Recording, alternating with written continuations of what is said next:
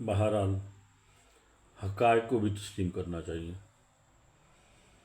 ہم 60 برس کی عمر کو پہنچتے ہیں تو ہم زندگی کے آخری مرحلے میں داخل ہو جاتے ہیں۔ مکمل اندھیرا چھانے سے پہلے کچھ مناظر ایسے ہوتے ہیں جنہیں ہمیں بھی یاد رکھنا چاہیے۔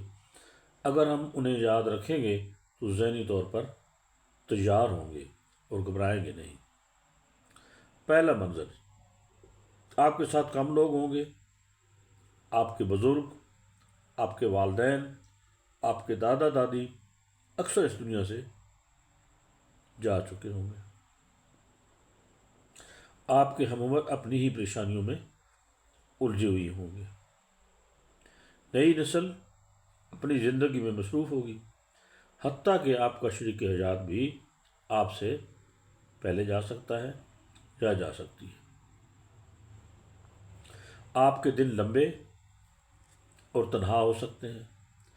آپ کو اکیلے جینا اور تنہائی کا سامنا کرنا سیکھنا ہوگا، کیونکہ یہی آپ کا مستقبل ہے۔ دوسرا منظر، معاشرے کی توجہ ختم ہو جائے گی۔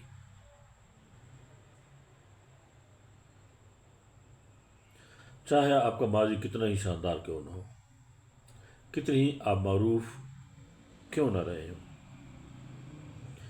بڑھاپے میں ہر کوئی عام بوڑھا مرد یا عورت بن جاتا ہے۔ اب روشنی کا حال آپ پر نہیں ہوگا۔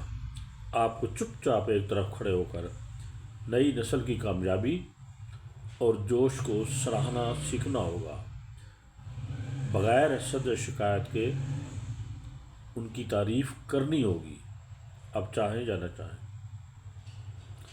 نمبر 3، تیسرا مرحلہ، راستے میں خطرات بڑھ جائیں گے۔ ہڈیوں کا ٹوٹنا، دل کی بیماریاں، دماغ کی کمزوری، B P high, cholesterol high, uric acid high, یہ سب کچھ آپ کے دروازے پر دستک دے رہے ہوں گے۔ ایسا ہی ہے جی، بالکل، چاہے آپ 40 چاہیں یا نہ چاہیں، ایسا ہی ہوگا اور ایسا ہوتا ہے۔ آپ کو بیماری کے ساتھ جینا سیکھنا ہوگا، صحت کو کامل ہونے کا خواب چھوڑ دینا ہوگا، اچھا رویہ رکھنا اور مناسب ورزش کرنا آپ کا مشن بن جائے گا۔ خود کو حوصلہ دینا سیکھیں اور حقائق کو تسلیم کریں۔ چوتھا مرحلہ، آپ واپس بستر تک محدود ہو سکتے ہیں، جیسے بچپن میں تھے۔ جیسے ہم پیدا ہوئے تو ماں نے بستر پر ہمارا خیال رکھا۔ زندگی بھر کی جدوجہد کے بعد ہم وہیں واپس آ جاتے ہیں بستر پر، اب دوسروں کی دیکھ بھال کے محتاج ہو جاتے ہیں، لیکن اس بار شاید ماں جیسے پیار کرنے والا کوئی نہیں ہوگا۔ اکثر یہ خدمتگار ہوتے ہیں جو باہر سے مسکراتے ہیں مگر اندر سے بے صبرے ہوتے ہیں۔ آپ کو عاجزی اور شکرگزاری کے ساتھ ساتھ جینا سیکھنا ہوگا۔ پانچواں مرحلہ جی، راستے میں بہت سے لوگ دھوکہ دیں گے۔ ٹھگ جانتے ہیں کہ بزرگوں کے پاس کچھ نہ کچھ جمع پونجی ضرور ہوتی ہے۔ وہ ہر طریقہ آزمائیں گے، فون کریں گے، پیغامات بھیجیں گے، ای میل کریں گے، مفت کی چیزیں، کرشماتی علاج وغیرہ وغیرہ، بابا جی کی برکت، لمبی عمر کی گولیاں، سب کچھ صرف آپ کی جیب خالی کرنے کے لیے ہوگا۔ ہوشیار رہیں، اپنا پیسہ بچائیں، عقل مندی سے خرچ کریں۔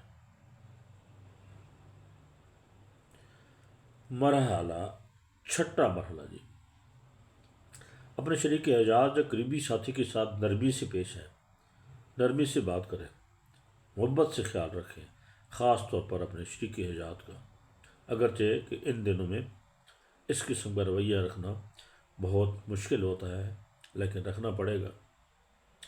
وہ آپ کی آخری زندگی کی بچت ہیں۔ 60 کے بعد بچوں پر انحصار غیر یقینی ہے۔ ان کی اپنی زندگی ہے، اپنا خاندان ہے، آخر میں صرف آپ دونوں ایک دوسرے کے سہارے رہ جاتے ہیں۔ اس عمر میں بھٹکنے کا یہ وقت بھٹکنے کا نہیں، یہ وقت ایک دوسرے کو کھونے کا نہیں، لیکن بس ایک دوسرے کو کھونے کا خوف دل میں ضرور رہتا ہے۔ رات پوری طرح چھانے سے پہلے زندگی کا یہ آخری حصہ آہستہ آہستہ آہستہ آہستہ ختم ہوتا جائے گا، اور سفر آپ کا مشکل سے مشکل ہوتا جائے گا۔ 60 کے بعد زندگی کو حقیقت کے ساتھ دیکھنا سیکھیں، اس سے پیار کریں، اس سے لطف اٹھائیں، نہ معاشرے کو کنٹرول کرنے کی کوشش کریں، نہ بچوں کی زندگی میں دخل دیں، نہ دوسروں پر اپنا روب ڈالیں، نہ انہیں کمتر سمجھنے کی کوشش کریں۔ ایسا رویہ صرف خود کو اور دوسروں کو تکلیف دیتا ہے۔ بڑھاپے میں ہمیں عزت دینا سیکھنا ہے، زندگی آخری مرحلے کو نہایت سمجھداری، سکون اور روحانی تجاری کے ساتھ قبول کرنا ہوگا۔ قدرت کے راستے پر خاموشی سے چلتے جائیں، رات بہت آہستہ آہستہ اترتی ہے، آئیے زندگی کے آخری پڑاؤ کے لیے نرمی اور دانائی سے تیاری کریں۔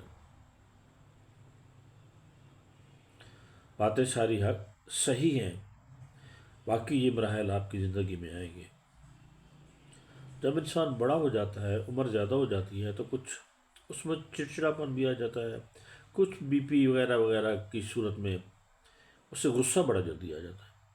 لیکن یار ایک بات جو میرے ذہن میں آتی ہے نا، اس سے ان ساری چیزوں پہ قابو پایا جا سکتا ہے، اور وہ ہے خاموشی۔ خاموش ہو جائیں، بالکل خاموش ہو جائیں، بس اللہ کو یاد کریں اور اس کی یاد میں اپنا وقت گزاریں، انشاءاللہ آپ کو سکون ملے گا۔